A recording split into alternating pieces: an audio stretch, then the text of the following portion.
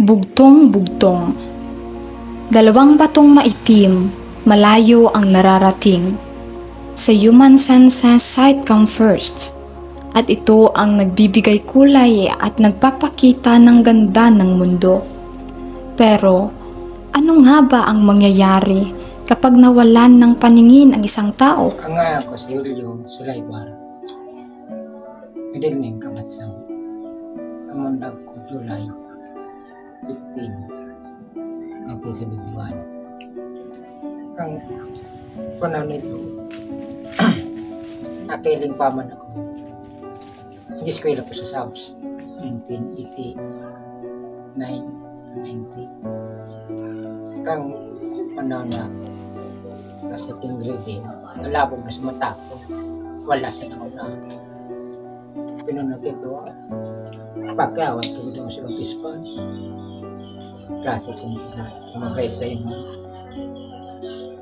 Last dosi. Hanggang nakikawat sa mo, nagkawat mo kami. Paano ko nakikawat? Yung mas ito pinunod, nagpalamog-lamog ng tapo. Pero pag kumanap siya, automatic, ang duwang mata. Kaya nakasiking reading pa ako. Sa Barangay Yukti, sa bayan ng San Andres sa Catanduanes, ang 52 anyos na si Mang Julio ay maaga pa lamang bumabangon na para makapag-umpisa ng mga gawain para sa panibagong araw. Simple ang pamumuhay ni Mang Julio hanggang sa dumating ang araw na nagbago ang lahat dahil ang inaakalang wala lamang ay may mabigat na epekto pala kay Mang Julio na ang dalawang mata na inaasahan niya sa kanyang buhay ay mawawala pa sa kanya. Sa kilos ni Mang Julio, hindi mo agad mapapansin na may kulang sa kanya. Tulad ng marami sa atin, maaga siyang naghahanda para magtrabaho. Kahit visually impaired ito, naaral daw niya kung paano gumalaw sa tulong ng pandinig at pandama. Malaya siyang nakakagalaw ng walang tulong mula sa iba. Legally blind sa Mang Julio. Nawala ang kanyang paningin noong siya'y 20 taong gulang pa lamang. Para makapunta sa kanyang destinasyon, minimemorya nito ang kanyang dinadaanan at ang kanyang paroroonan. Pero may ilang pagkakataon na naliligaw pa rin daw siya. Nagtatrabaho si Mang Julio bilang magpapalaw. Kung minsan, kinokontrata din siya para gumawa ng mga tiklad at maganit kung minsan upang mabuhay. Pagbabalat ng niyog ang pangunahin nitong hanap buhay. Pag may kumukontrata sa kanya, ay sila na rin ang pumupunta sa bahay ni Mang Julio upang dalihin papunta sa destinasyon kung saan si Mang Julio magbabalat ng mga niyog. Pagdating sa kuprahan, agad na magtutulos ng patalim si Mang Julio na gagamitin niya sa pagbabalat ng niyog. May tamang taas daw ang pwesto ng patalim para hindi siya masugatan. May isinusuot din siyang proteksyon para sa kanyang braso at hita. Hindi man nakakakita, mabilis at mahusay magbalat naman si Mang Julio. Pero paminsan-minsan nasusugatan pa rin daw siya. Nasa humigit kumulang 500 niyog ang kaya niyang balatan sa loob ng isang araw. Ang kanyang kita, 200 piso kada isang araw. Si Mang Julio ay mag-isa na lamang ngayon sa kanyang buhay. Hindi na rin kasi ito nakapag-asawa at ang mga kapatid naman nito ay bumukod na at may sarili ng mga pamilya. Kwento niya na bago pa man siya makatungtong ng high school ay naramdaman na nitong tila sumasakit at lumalabo na paunti-unti ang kanyang mata. Noong una, hindi niya ito pinansin dahil baka wala lang daw. Ngunit makalipas lamang ang isang buwan ay kaliwang mata naman niya ang sumakit at lumabo. Patuloy lamang itong lumala. Kaya naman, naisipan nitong magpatingin sa doktor at nalaman nitong may kondisyon na pala ito sa kanyang mata. At sinabi din ng doktor na operasyon ang kailangan para makakita pa si Mang Julio. Ngunit, pera ang naging kalaban ni Mang Julio para hindi matuloy ang operasyon. Kasabay nito ang paglabo rin ng relasyon ng nooy kasintahan ni Mang Julio. Hindi rin kasi ni sila nagsasama pa noon dahil na rin sa pareho silang nag-aaral.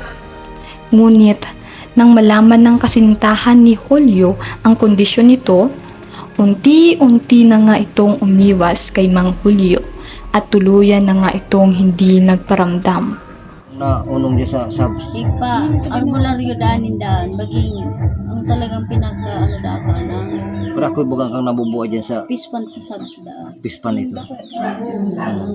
Tapos, Masabi ko. sindang, ang ko so paboyong, bakang albularyo bang klase. Ang tamon da, ipabawi. Na di man naasikaso ni nanay kaya kung magabaging so. Sigun sa istorya ni nanay ka, siyempre hindi mo na ako din. Palasyo daan likod kaan. Yun na itong baging na na siya talaga. Pero ngunyan, baging nakaano na siya. Kaya nakatutrabaho. Siguro kung nakapagulong, malamang. Buyungon nga niyang di ba ka ang kaya niya ang suki-suki na di niya mahilig pura-pura na ba sa sobrang kuso di niya nahilot-hilot to ba pagbalaw dumangad di ka rin siya naman Tuminunong na ko ka eskwelahan. Nasupog na ko. Tombas doon bayi. Pero amagutan ako. Kung ano talagang kamugtakan ng mata ko. Kusog pa siguro ang na Romano. Tigasayin ko ka. Pupunta ako kay Dr. Mano. Pailing-hiling pa mo sa mata ko. Pero pag-recommenda niya ako sa Berak. Sa bapak niya manito linyada. Yun ito. Punta ko sa Berak. Ang ilang po na operaho. Deng imo. Kaya yung kamugtakan ko.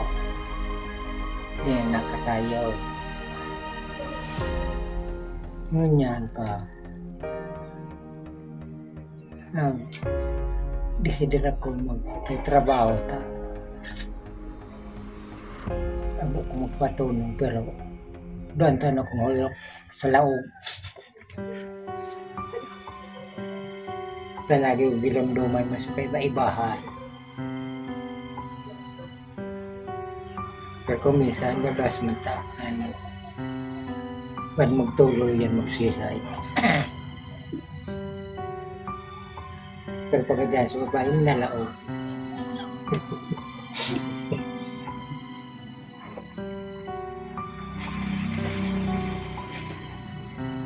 Pero kang paisip-isip ko, yun yun, nag-aday ko pa ito trabaho ko.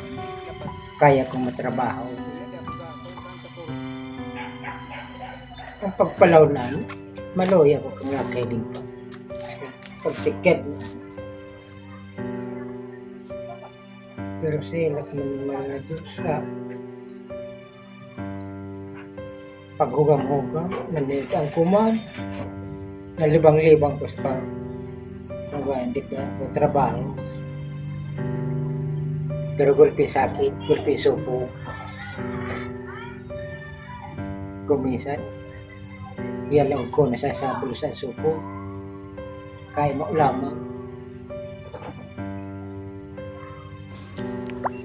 Ang kwento ni Julio Solivar ay parang isang malalim na tula na puno ng mga talinghaga. Ito ay isang patunay na ang buhay ay parang isang malaking dagat na puno ng mga alon ng mga pagsubok at hamon. Ngunit sa kabila ng lahat ng ito, tulad ng isang matatag na bangka, patuloy siyang naglalayag at lumalaban. Ang kanyang kwento ay isang malaking inspirasyon, isang liwanag na nagbibigay ng pag-asa sa gitna ng kadiliman.